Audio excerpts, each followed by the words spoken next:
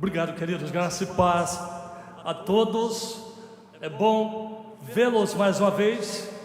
O meu atraso se dá por estar pregando em outro culto, ministrando Santa Ceia. Você está nos ouvindo através da transmissão.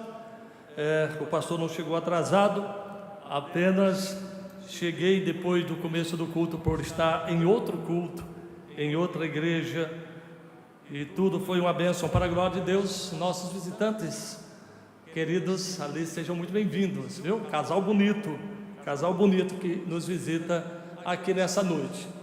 Esse já é uma placa da nossa igreja. Só vem gente bonita para essa igreja. É bênção demais. Queridos, a palavra do Senhor nessa noite está na carta de Paulo aos Gálatas, no capítulo 6, versículos de 1 a 5.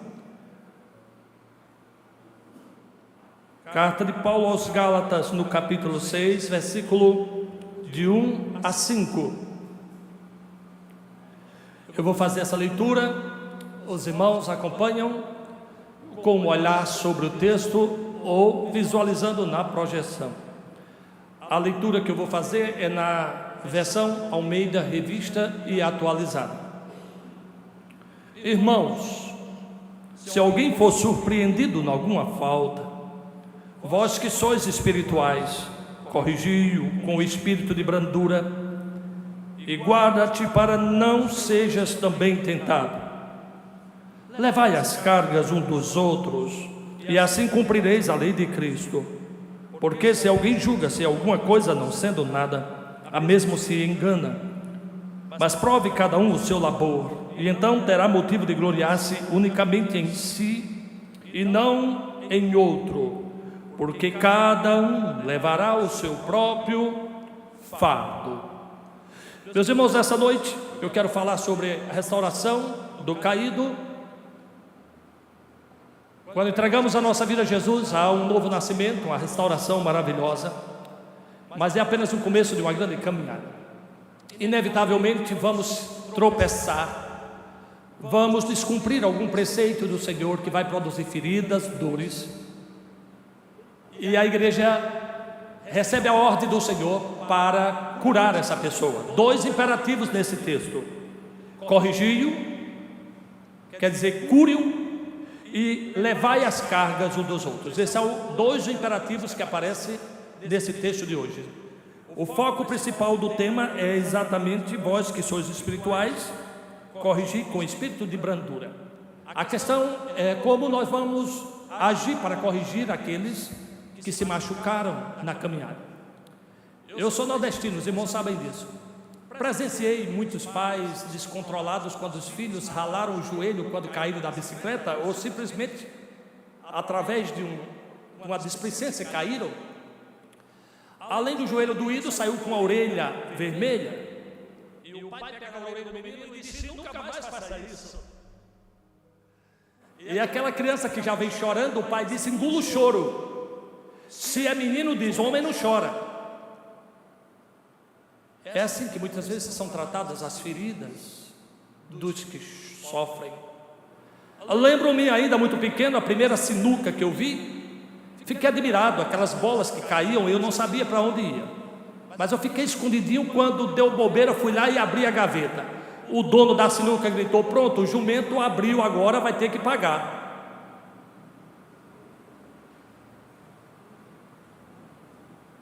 Morreu recentemente. Graças a Deus, foi para outro espaço. Mas a verdade é que muitas vezes a tolerância zero na cura do ferido é a prática de muitos. E por que não dizer também da igreja? Uma igreja que é chamada a ser misericordiosa, amorosa, a que diz espírito de brandura, trata os que caem da pior forma possível. E se não fosse a graça do Senhor, não ficariam de pé. Os Gálatas eram na sua maioria gentios. Os judeus, depois que essa igreja já estava formada, começou a forçá-los a circuncidar-se. Paulo está cuidando dessa igreja e sabe que ali há faltas, que há quedas, pecados, e ele agora instrui a igreja de como tratar esses irmãos que foram surpreendidos pelo pecado. Ele apresenta a condição dizendo: o irmão, se alguém for surpreendido em alguma falta, ele diz: vós que sois espirituais, curai-o com espírito de brandura. Essa palavra no grego corrigir é a palavra mesmo, é a mesma palavra utilizada para botar o ombro no lugar quando ele é deslocado. Corrigir o corpo para que ele volte à funcionalidade era a mesma palavra utilizada para consertar as redes de pesca, catartizo. Era a mesma palavra utilizada para reparar algo para que volte à sua funcionalidade, já que algo provocou um estrago na vida daquela pessoa. E a igreja precisa aprender a ser essa pessoa que corrige aquilo que foi rasgado, aquilo que foi fraturado, aquilo que em algum momento da vida, devido à sua ferida, não consegue funcionar adequadamente.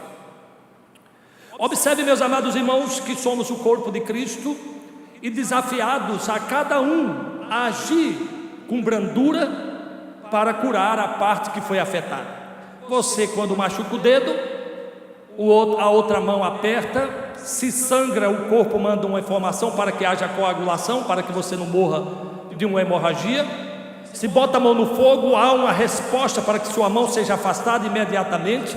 Então todo o seu corpo está trabalhando para proteger uma parte dele. Maravilhosamente, esse é o corpo criado por Deus, que nos ensina a proteger-se quando uma das partes está afetada. Mas infelizmente, como corpo de Cristo, igreja do Senhor, os corpos que são afetados, partes dele, muitas vezes, em vez de receber o apoio das outras partes, muitas vezes o que recebe é uma censura, ou quem sabe um sentimento melhor amputá-lo. E Paulo precisa falar à igreja. Essa palavra é para você nessa noite. Nós precisamos aprender a curar os feridos. Não seja da equipe do quebra-ossos, daquelas pessoas que são especialistas em quebrar os ossos. Assim como há uma águia que ela habita nas montanhas da Europa e também da Ásia, ela tem mais de 1,5 metros de tamanho. Ela tem pena aqui no pescoço, porque na verdade é um abutre, diferente do urubu, que não precisa, porque enfia sua cabeça dentro da costela do animal para puxar a carne. Ela é especialista em quebrar os ossos para poder tirar o tutano que existe no meio. Você está de que lado? Dos que quebram os ossos ou dos que curam os ossos? Paulo disse: fique do lado dos que curam os ossos. Do braço que saiu do lugar, bote novamente. Então eu quero seguir com você nessa noite, nessa mensagem especial, meus irmãos, para que a igreja aprenda a tratar o ferido com brandura, porque o que faz diferença de uma igreja boa não é se alguém comete pecado ou não, é a maneira que trata o pecador. É isso que faz a diferença de uma igreja, é como você trata o pecador, porque todos vamos cair em um momento ou outro. Ninguém aqui é super-homem, super-mulher. Todos nós temos fraquezas, sejam maiores ou menores, mas para Deus o pecado do adultério é tão grave como o pecado da maledicência. E todos nós precisamos de sermos acolhidos quando caímos. Como diz o texto, foi pego, surpreendido. Então, a primeira parte do texto,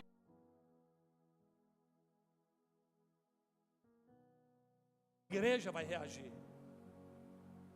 A ênfase do apóstolo é como a igreja vai reagir quando esse irmão, agora surpreendido em alguma falta, precisar da ajuda da igreja. Ele diz: vai curá-lo com espírito de mansidão. Sabe, meus irmãos, a gente esquece que falhamos, esquecemos que um dia fomos pequenos. Aquele menino que veio na bicicleta, agora meu sobrinho estava andando de bicicleta, escorregou, quebrou o braço, passou não sei quantos dias, teve que fazer cirurgia. E aí, o que fazer? dar-lhes uma palmada, dizer bem feito, é bom para aprender? Será esse o procedimento correto? A Bíblia diz não. A igreja tem que agir com espírito de brandura. Esse é o imperativo de Deus para a igreja do Senhor. Que a igreja do Senhor seja mais misericordiosa, que a igreja do Senhor seja mais mansa e misericordiosa, e assim será uma igreja abençoada, porque haverá vidas restauradas sempre que houver um erro do desvio da palavra que ocorreu no meio de nós. O corpo está ferido, agora todo mundo sabe. A parte que era afetada, agora afetou todo o corpo. O corpo precisa reagir rapidamente, e o amor deste corpo pela parte afetada vai fazer toda a diferença naquele que sofreu. É triste saber, meus irmãos, que muitas vezes não agimos com misericórdia com aqueles que estão feridos, pessoas que estão realmente muito tristes pelo próprio pecado, pessoas que sabem que não era aquilo que ele queria para a vida, mas infelizmente caminhou e caminhou, e como todo pecado começa pequeno, mas vai crescendo, segundo Tiago, até gerar a morte. O pecado nunca desaparece sozinho, ele precisa ser confessado, porque se ele não é confessado, o corpo não sabe que ele está lá. Imagine, meus irmãos, se eu tenho um problema de hanseníase e eu perdi o tato, então eu estou ali, eu estou mexendo com fogo, meu dedo está queimando, já está fumaçando, mas ele não passou nenhuma informação para o corpo, e o corpo não pode fazer nada. Assim são as pessoas que mantêm os seus pecados ocultos. O seu corpo está sendo destruído pouco a pouco, mas ele guardou para si mesmo, não passou nenhuma informação para o corpo, então o corpo não pode reagir, e então ele vai se destruindo pouco a pouco, até não existir mais nada. Por isso o método bíblico para a cura das quedas é: confessai os vossos pecados uns aos outros para seres curados. A palavra de Deus diz que quando confessamos o nosso pecado, Ele é fiel e justo para nos purificar de toda injustiça. Essa é a promessa do Senhor. A libertação começa, meus irmãos, com a confissão, e quando fazemos isso, somos libertos das garras de Satanás, porque nós não somos mais refém dele. Observe ainda, meus irmãos, que as tentações, elas podem ser vencidas. Tiago disse: ninguém ao ser tentado diga sou tentado por Deus, porque Deus não pode ser tentado pelo mal, e Ele mesmo a ninguém tenta. Ao contrário, cada um é tentado pela sua própria cobiça, quando esta o atrai e seduz. Então a cobiça, depois de haver concebido, dará à luz o pecado, e o pecado, uma vez consumado, gera morte. Não vos enganei, meus amados irmãos, o pecado sempre cresce, o pecado sempre aumenta. Corte o pecado pela raiz. Se alguém, você mulher, te elogiou lá no WhatsApp, te elogiou lá, imediatamente corte. Não deixe gerar sentimento. Por mais educada e educado que seja, deixe bem claro a sua posição em relação a certo tipo de gentileza. Os adultérios virtuais, todos começam assim, com um elogio sutil, até virar uma coisa grande, e quando pensa que não, já está envolvido de tal forma que não pode fazer nada. O apóstolo Paulo diz que todos nós podemos vencer a tentação. Em 1 Coríntios 10:3 ele diz: não vos sobreveio tentação que não fosse humana, mas Deus é fiel e não permitirá que sejais tentado além das vossas forças. Pelo contrário, juntamente com a tentação vos proverá livramento, de sorte que a possais suportar. Você está entendendo, meus irmãos, que a tentação não é nada sobrenatural, é humana mesmo, e que você não pode dizer: não, é porque eu não aguentei. Não, a Bíblia diz que não tem tentação que eu não possa vencer. Eu caí porque sou fraco, O problema não é Deus, o problema sou eu sou um fraco, sou um miserável, eu preciso da graça de Deus, eu preciso me afastar daquilo que é o meu ponto vulnerável. E assim, nós vamos vencendo dia após dia, meus irmãos, o mundo de tentação à nossa volta.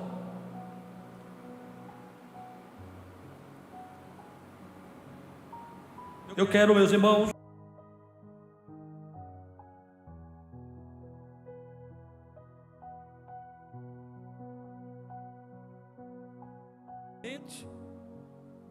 investir para que aquela pessoa não saia da igreja. É impressionante você gastar, como a nossa igreja investe em missão, milhares e milhares de dinheiro, para que uma vida se renda ao Senhor, e agora essa vida, pelo deslize, todo mundo quer que ele vá embora.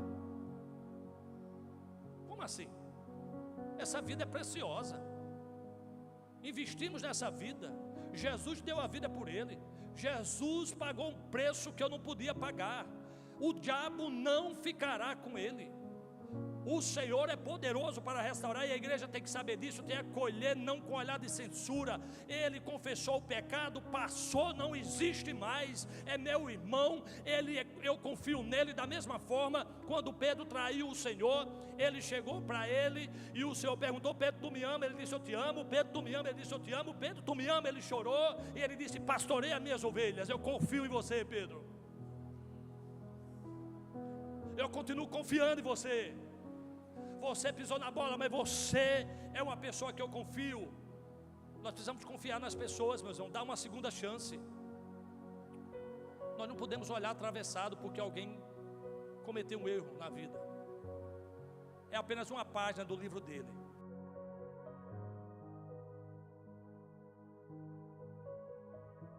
Página na minha vida hoje, mas ainda não é o livro completo.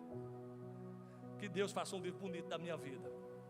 Então, meus amados, vós que sois espirituais, aqueles que são movidos pelo Espírito, aqueles que têm o fruto do Espírito, longanimidade, domínio próprio, mansidão, se você tem isso, seja um verdadeiro médico dentro da igreja, curando vidas aqui. Que o seu grande ministério seja curar o caído, abraçar o caído, ajudar o caído nas suas necessidades. Que prazer teremos de um irmão sair da igreja por causa de um pecado? O prazer que temos é o irmão ser restaurado para a glória de Deus. Essa deve ser a nossa alegria. Atitudes não é de um carnal, que é mais pecaminoso de qualquer outro pecado, que as obras da carne que existem em você realmente não glorificam o nome do Senhor. Se somos espirituais, nós devemos tratar o caído com amor, porque o ímpio um profissional, um socorrista, alguém pega um bandido que atirou no pai de família, ele levou um tiro, vai para o hospital, é tratado com dignidade lá dentro. E nós temos um irmão que serviu a vida toda e cometeu um pecado na vida, eu agora o trato como marginal. Isso não é para acontecer, meus irmãos. Ninguém pode fazer isso com um irmão, porque o Senhor nos ordena a não fazer. E se você está desobedecendo, é tão pecador como ele. Observe, meus amados irmãos, ainda que isso é um comando para nós, como eu já disse. Curai-o, corrigi-o, corrija o quebrado, porque ele precisa andar direito novamente. Isso é extremamente importante, meus irmãos, e nós precisamos fazer. Agora existe um desafio, nós temos que fazer isso com o espírito de brandura. De brandura. Nós temos que tratar o que errou com o espírito manso. Isso não é passar a mão na cabeça, isso é ser cristão.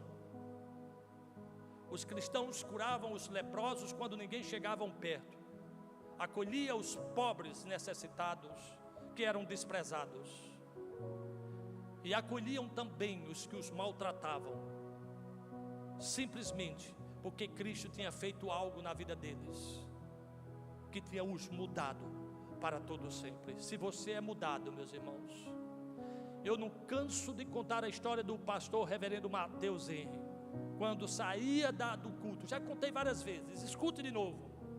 Um culto como esse, ele é assaltado, quer dizer, há um abuso emocional, levam as coisas dele, ele juntamente com sua esposa, e ele chega em casa, pega um papel e escreve: obrigado, Senhor, porque Ele me deixou com vida. Obrigado, Senhor, porque foi Ele que me assaltou e não eu que assaltei Ele. Quem podia ter caído, podia ter sido você. Agradeça a Deus porque não foi. Agradeça a Deus.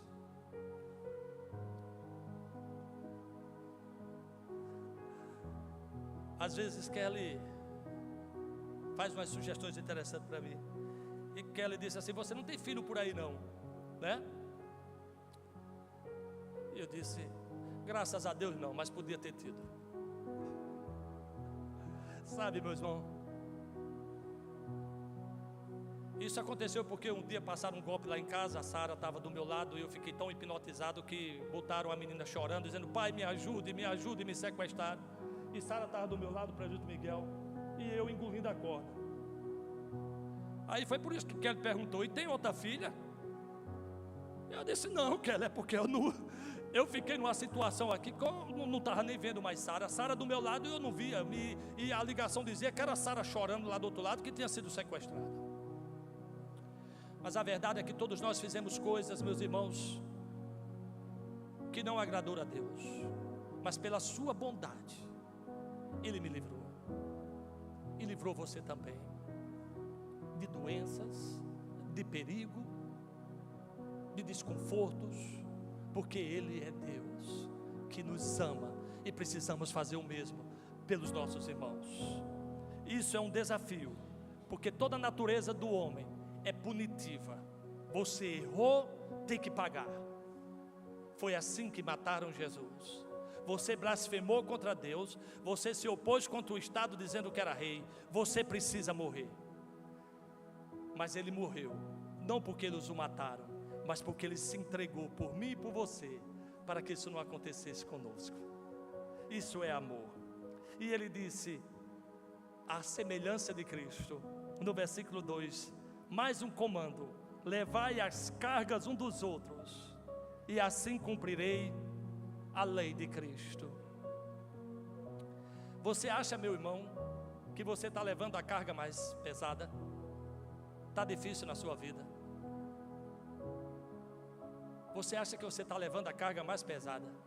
Você acha que se fosse você estaria aqui? Eu tenho uma plena convicção, meus irmãos, que nas minhas lutas a carga mais pesada é levada por Jesus. Ele disse: o meu jugo é suave e o meu fardo é leve. Vós que estáis cansados e sobrecarregados, eu vos aliviarei. Aprendei de mim que eu sou manso. Olha a forma mansa dele tratar. Ele disse: eu não vim esmagar a cana quebrada, nem apagar o pavio que fumega. Sabe, você que está quebrado, eu não vim terminar de destruí-lo, eu vim para restaurar. Sabe, esse pavio que está apagando, eu vim para avivar. Eu poderia simplesmente apagá-lo, mas eu não vim para isso. Você sabe o que é o jugo suave, meus irmãos? É Ele andando do meu lado. O jugo é aquela canga que leva os dois animais puxando o fardo. Eu estou aqui, mas do meu lado há Jesus do meu lado, levando o peso mais pesado, meus irmãos. Eu não aguentaria sozinho. Se eu tivesse que levar o meu fardo, eu não conseguiria, mas Jesus leva comigo. E Ele disse: o meu jugo é suave. Sabe por que ele é suave? Porque sua canga dá exatamente no meu pescoço. Ele cabe exatamente em mim. Isso é maravilhoso, meus irmãos. Não pense que a sua vida você está passando por mais difícil. Cristo está fazendo o mais difícil por você. E assim cumprireis a lei de Cristo, que é levar as cargas uns dos outros. Levar a minha carga é a lei de Jesus, cada um levando aquilo que o outro não pode levar. Agora imagine a muleta. Você machucou o pé, a irmã machucou a mão, mas você machucou o pé. O médico botou o gesso, mas o seu corpo não aguenta a sua carga, meu irmão. Precisa de alguém para levar a sua carga, e aí você usa a muleta. Então, quando alguém é ferido na igreja, meus irmãos, ele fica debilitado, ele fica triste, ele fica sem força. A igreja tem que ser a muleta forte para fazê-lo caminhar novamente, até ele ficar forte e poder caminhar sozinho. Esse é o papel da igreja, esse é o papel do povo de Deus, ajudar-se mutuamente uns aos outros, começando dentro de casa, os pais com os seus filhos. Eu comecei essa mensagem falando dos pais ensinam muito mal os seus filhos sobre a questão do trato de suas falhas, muitas vezes com ignorância. Quando o filho tropeça, tem um arranhão, quando cai de uma bicicleta, quando machuca algo, quando deixa um copo cair, quando quebra um prato. O que é isso, meus irmãos? Eles estão aprendendo. Grande parte de nossos pecados estão ligados a nossas faltas de habilidades de lidar com certas questões. Eu não posso exigir da criança que ela tenha toda uma coordenação motora que um adulto já tem, e ela tenta trazer para você, escorrega e cai. A questão é como eu reajo. Eu tenho que incentivar meu filho, tenta de novo,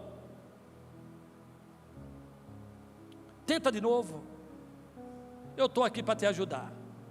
Eu também tive uma experiência muito interessante. Os meus tios, uma graça, estão tudo velhinho. Minha mãe teve uma ideia maravilhosa. Esses meninos têm que aprender a andar de bicicleta. É assim: se você não sabe andar de bicicleta, você só vai ficar dentro da sua cidade, porque você vai a pé.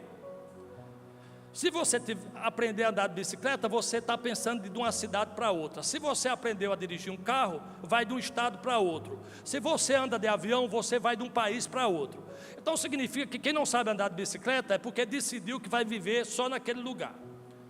Mas todo mundo começa redondamente do começo. Minha mãe deu uma galinha para o meu tio, para ensinar eu e Juscelino a andar de bicicleta, que é meu irmão. E ele começou com o mais velho, para frente e para trás, e ele aprendeu. Chegou minha vez, o sol já estava quase declinando, meu tio já perdendo a paciência, porque eu tinha medo, eu achava que ia cair. Mas teve uma hora que ele perdeu a paciência, deu um empurrão na bicicleta, meu Deus do céu. Só não me matou porque Deus sustentou, meus irmãos. Eu cambaleei para a esquerda, cambaleei para a direita, fui para um lado, fui para outro, e ali fui, meu irmão. Mas ele disse: foi a galinha mais cara que eu já ganhei. A verdade, meus irmãos, que temos uma dificuldade de ensinar o outro. A mãe disse: meu filho, me ensina a mexer aqui no WhatsApp. Ele disse: é assim. Pronto. A mãe, olha, não entendi nada. Disse: poxa mãe, mas você é burra, viu? Os meninos agora inverteram. Agora os meninos estão chamando os pais de burro. Como eu comecei, eram os adultos que chamavam os meninos de burro. Agora os meninos já chamam os mais velhos. Esse tipo de tratamento não ajuda nada quando temos que lidar com as chamadas fraquezas. Então, meus amados, o apóstolo Paulo está instruindo a igreja, porque foi assim que Jesus fez. Ele chegou, encontrou a mulher no poço de Sicar e curou o seu coração. Uma mulher viciada em marido. Você já viu o vício em tudo, né, meus irmãos? Agora, viciada em marido é um negócio sério, né? A mulher já tinha tido 5, o que tinha não era dela e não tinha jeito. Cada decepção que ela tinha, mais desejo ela tinha de ter outro. Isso é que é ser corajosa. O primeiro não prestou, o segundo não valeu nada, o terceiro era uma pele. Meu Deus do céu. Mas ela insistiu. Mas Jesus chegou lá e ela teve a vida transformada. A mulher apanhada em adultério, ele foi lá e a mulher foi restaurada. A pecadora que ungiu seus pés, mesmo diante de toda a censura, aquela mulher deu o melhor e foi restaurada. E assim ele faz. E para terminar, meus irmãos, depois de falar do corpo ferido, o corpo envolvido, agora o corpo instruído. No versículo 3 diz: porque se alguém julga ser alguma coisa, presta atenção nisso. Você não acha que é alguma coisa não, né, meu irmão? Misericórdia, se for, confesse logo o pecado. Porque se alguém se julga ser alguma coisa, não sendo nada, eu gosto desse nada de Jesus. Sem mim nada podeis fazer. Você que acha que é alguma coisa, você não é nada. Porque Ele é o único que faz do nada alguma coisa, né, meus irmãos? Multiplica a força de quem não tem nenhum vigor, só Deus. Porque tudo que multiplica por zero, dá zero. Mas a verdade é que, diante de tudo, meus irmãos, nós não temos nada a nos orgulharmos de nós mesmos. Nós somos um fracasso pela ótica humana e na ótica divina. É a graça que nos faz ser visto como pessoas aceitáveis diante do Senhor. Imagina as suas manias. Oh, Jesus. Observe o seu cotidiano quando você é chato. Oh, meus irmãos, todos somos um pouco. Só a graça de Deus. Só a graça de Deus, meus irmãos. Ele diz: a si mesmo se engana, mas prove cada um o seu labor, e então terá motivo de gloriar-se unicamente em si e não em outro, porque cada um levará o seu próprio fardo. Aqui é o paralelo de cargas, que é aquilo que está além da minha força, e o fardo que eu tenho que levar, que é o que todos nós fazemos como pessoas na terra. Mas o que é mais importante aqui, meus irmãos, não se preocupe com a vida dos outros, cuide da sua. Prove cada um o seu labor e encontre motivo de gloriar-se unicamente em você. Procure fazer o melhor. Não. A nosso grande alvo, meus irmãos, é cuidar bem da nossa vida. Você tem feito isso? Seu testemunho glorifica a Deus? De fato? Quando fazemos essa análise, meus irmãos, isso ajuda muito a não ficar olhando para a vida do outro. Veja que Jesus não disse que nós não podemos tirar o argueiro do olho do outro irmão, mas Ele disse: primeiro, tira a trave que está no seu. O irmão com a trave maior do que a cabeça. Esse é o mandamento do Senhor para nós. Cuide da nossa vida e leve o seu próprio fardo. Porque se alguém julga ser alguma coisa não sendo nada, a si mesmo se engana. Essa opinião que você tem de si mesmo é uma opinião equivocada, porque Deus sabe realmente quem nós somos. Então, meus amados, nessa noite eu trouxe essa mensagem que Paulo trouxe à igreja dos Gálatas, porque essa igreja precisava aprender a lidar com o inevitável, falha dos irmãos. A maioria dos pecados poderiam ser velados. A nossa igreja trata pecados velados e pecados públicos. Se fôssemos honestos com nós mesmos, conosco, nós poderíamos procurar o pastor quando estamos caindo em nossas fraquezas e confessar e pedir ajuda. Isso seria resolvido no gabinete pastoral. Mas o diabo vai dizer: não diga não, vai se expor.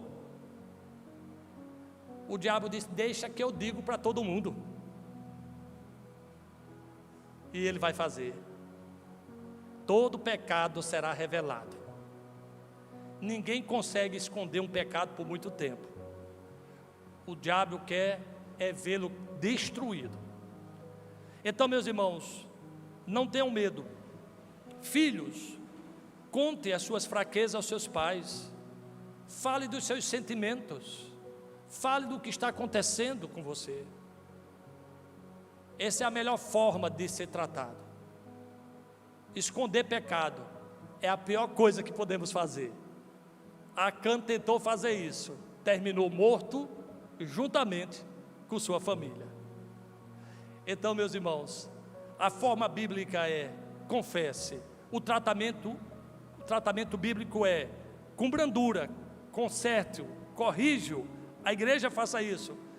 O mandamento bíblico é: o ajude agora a se levantar, levando a sua carga que ele não pode levar.